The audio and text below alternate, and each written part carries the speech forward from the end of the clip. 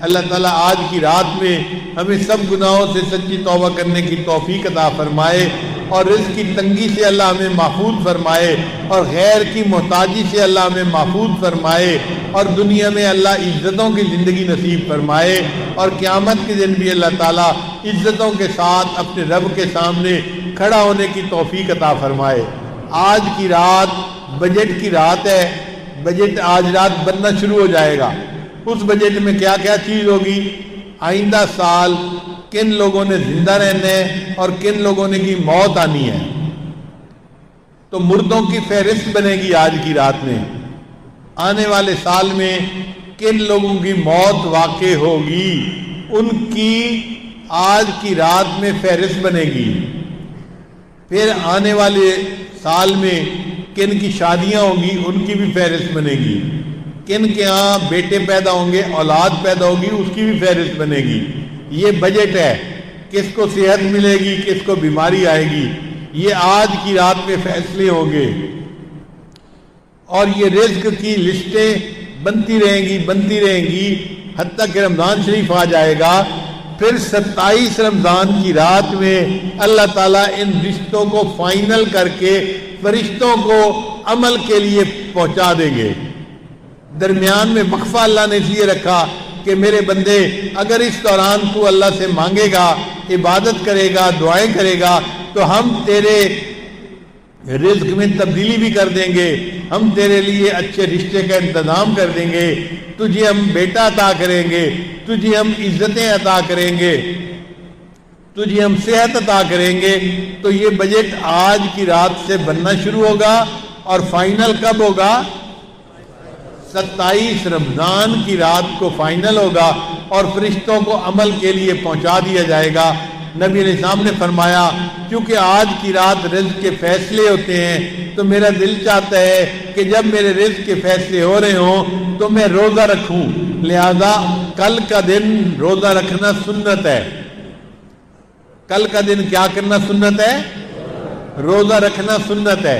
اور آج کی رات میں صلاۃ التسبیح بھی پڑھے اور اگر وقت ملے تو قبرستان جا کر اپنی موت کو بھی یاد کریں اور اللہ سے دعائیں مانگیں کہ اللہ تعالیٰ میں رزق کی پریشانی سے محفوظ فرمائے، ہمارے گناہوں کو معاف فرمائے اور اللہ ہمیں اپنے مقبول بندوں میں شامل فرمائے۔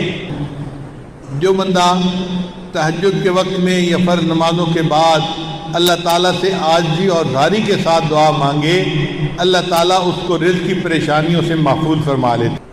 نبی علیہ السلام نے ایک صحابی کو یہ دعا سکھائی کہ تم گھر سے نکلتے ہوئے دعا مانگا کرو، بسم اللہ علی نفسی و مالی و دینی، اللہم ارضنی لقضائک و بارک لی فیہا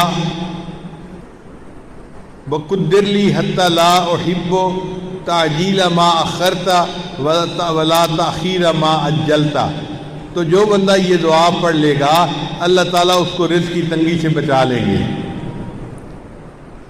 تو آج کی رات کا مضمون تو ختم ہو گیا، اب تھوڑی بات اور بھی سن لیجئے کہ کچھ اسباب ہوتے ہیں تنگ دستی کے، عموماً ہمارے اندر وہ عادتیں ہوتی ہیں اور ہم کہتے ہیں جی کہ تنگ دستی بہت ہے۔ ہمیں چاہیے کہ جن چیزوں سے تنگ دستی ہوتی ہے ان اعمال کو چھوڑ دیں۔ پہلا عمل، کھڑے ہو کر جوتے پہن کر ننگے سر کھانا کھانا۔ آج کل شادیوں میں، دعوتوں میں ایک عام سی بات ہے، جوتے پہنے ہوتے ہیں، ننگے سر ہوتے ہیں اور کھڑے ہو کے کھانا کھاتے ہیں۔ اس سے اللہ تعالیٰ رزق میں تنگی فرما دیتے ہیں۔ دوسری بات، بیت الخلاء میں باتیں کرنا۔ تیسری بات، مہمان کو بوجھ سمجھنا۔ چوتھی بات، ہاتھ دھوئے بغیر کھانا کھانا اور بسم اللہ پڑھے بغیر کھانا کھانا، اس سے رزق میں تنگی ہو جاتی ہے۔ پھر پانچویں بات، کھانا ختم ہو جائے تو کھانے کے برتن کو اچھی طرح صاف نہ کرنا، اس سے بھی رزق میں تنگی ہوتی ہے۔ پھر چھٹی بات، مسجد میں دنیا کی باتیں کرنا۔ پھر ساتویں بات، مانگنے والے فقیر کو جھڑکنا، بھئی آپ کے پاس کچھ نہیں ہے دینے کے لیے، تو محبت سے اس کو کہہ دے کہ بھائی آگے چلے جاؤ، جھڑکی نہ دیں۔ کئی لوگ اس فقیر غریب سمجھتے ہوئے اس کو جھڑکنا شروع کر دیتے ہیں، تجھے کہا نہیں، تو نے سنا نہیں، جاتا کیوں نہیں؟ تو فقیر کو جھڑکنے سے خود بندہ رزق کی تنگی میں مبتلا ہو جاتا ہے۔ پھر ساتواں عمل، مغرب کے بعد بلا عذر کے سو جانا۔ عشاء کے بعد سونا چاہیے، مغرب کے بعد اگر بیماری ہے یا عذر ہے تو اور بات ہے، پھر اجازت ہے۔ اگر عذر نہیں تو مغرب کے بعد سونے کی عادت ہی بنانی چاہیے۔ پھر 10واں عمل جس سے رزق تنگ ہو جاتا ہے، بغیر عذر کے نماز قضا کر دینا۔ فجر نہیں پڑھتے، ظہر نہیں پڑھتے، عصر نہیں پڑھتے، مغرب نہیں پڑھتے، باتوں میں لگے رہے، نماز قضا ہو گئی۔ پھر 11واں عمل جس سے رزق میں تنگی آتی ہے، جھوٹ بولنا۔ اور آج کل تو جھوٹ بولنے کی ابتدا ماں باپ بچے سے ہی کر دیتے ہیں۔ پھر 12واں عمل جس سے رزق میں تنگی ہوتی ہے، گانے بجانے میں دل لگانا۔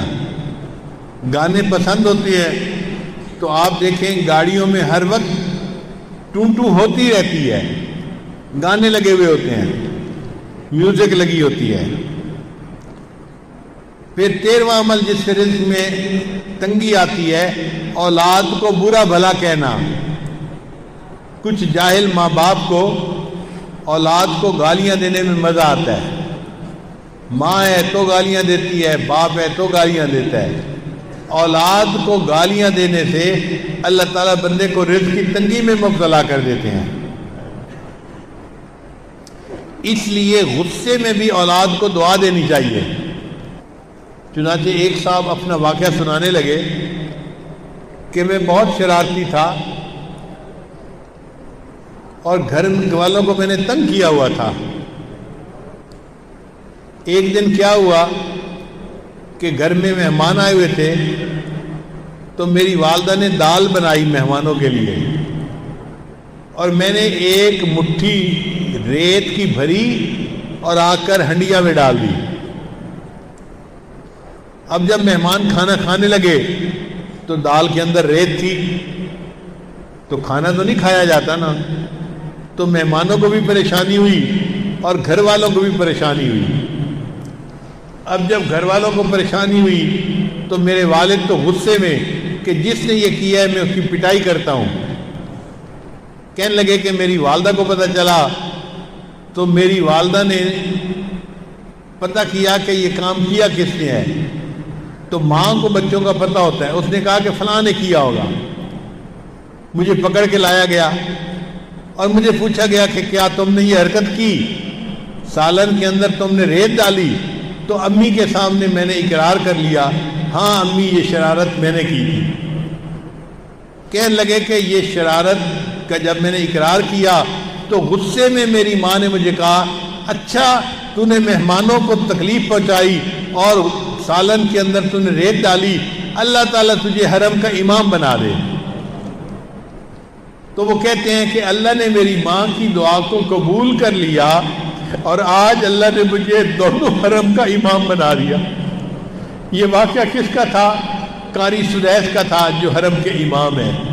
انہوں نے اپنی زندگی کا واقعہ سنایا کہ میں نے یہ حرکت کی تھی، میری والدہ نے مجھے بد دعا دینے کی بجائے دعا دی تھی، بیٹا اللہ تجھے حرم کا امام بنا دے، اور آج میری ماں کی دعا قبول ہوئی اور اللہ نے مجھے حرم کا امام بنا دیا۔ پھر 14واں عمل، قرآن پاک کو بے وضو ہاتھ لگانا۔ بعض لوگ قرآن مجید کی بے حرمتی کرتے ہیں، وضو کے ساتھ ہاتھ لگانا چاہیے، وہ بے وضو بھی ہاتھ لگا لیتے ہیں۔ تو بے وضو ہاتھ لگانے سے اللہ تعالیٰ رزق میں تنگی پیدا فرما دیتے ہیں۔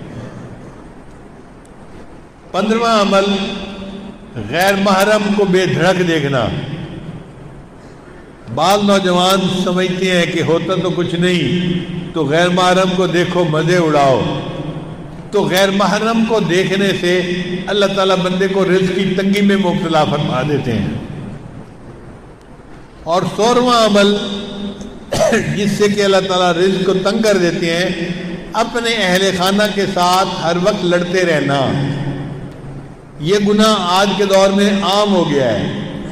जिस घर में देखो खामिद बीवी पे बरस रहा है और बीवी भी चुप नहीं करती, आगे से कोई ना कोई जवाब देती रहती है, इस नोक झोंक के बदले अल्लाह ताला रिज़्क़ की तंगी में मुब्तला कर देते हैं। आप देखें, जो लोग रिज़्क़ की तंगी की शिकायत करते हैं वो महसूस करेंगे कि वाकई हमारी ज़िंदगी में ये गुनाह मौजूद है।